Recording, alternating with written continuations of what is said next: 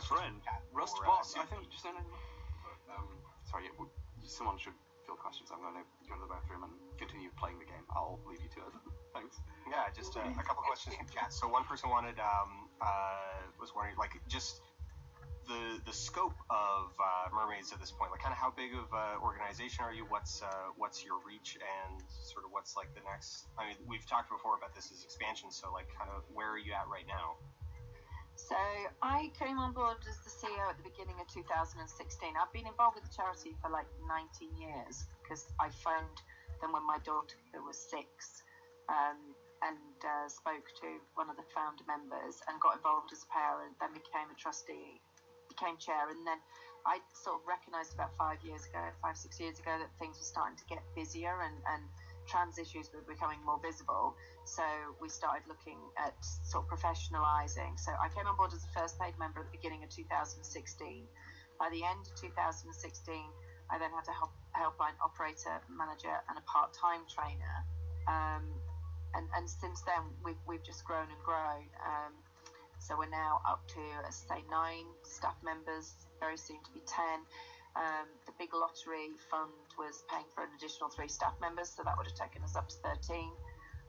But we are also aware that we need like a press and comms person to help field as we get more and more media exposure and more people coming to us for asking for information and stuff. And we also need more helpline operator managers to support the volunteers to continue to expand the pool of volunteers that we've got who are answering the phone, answering emails, and doing things like online chat and the text crisis service that we have for young people who are on our young people's group. So it's mostly about demand and trying to cope with that demand and make sure that we're ready, because as I say, we've gone from 400 emails and phone calls to sort of 7,000 plus within this year so far, and we've not even reached sort of the year end.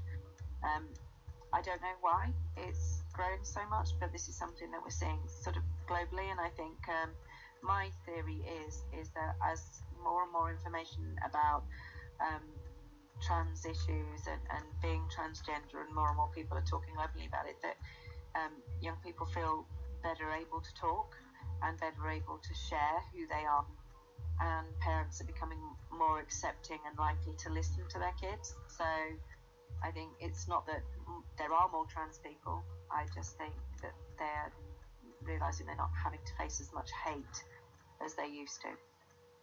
So it's for us, it's about 80% providing really practical services for families and young people so that they can achieve the best outcomes and that they're equipped to do so.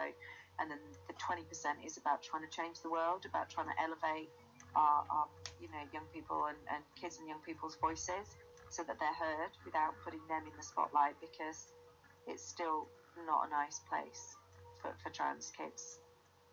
And this, the donation tracker is going by so fast, but Lanky Kong on Chapo donated, was that 500? It's already slipped off the screen. That was... Wow. Yeah, I see it's 500. Also, I just want to clarify, I don't mean all CEOs, because you are a CEO, Susie. I do mean like factory owners and the like leeches of society, unlike charity owners.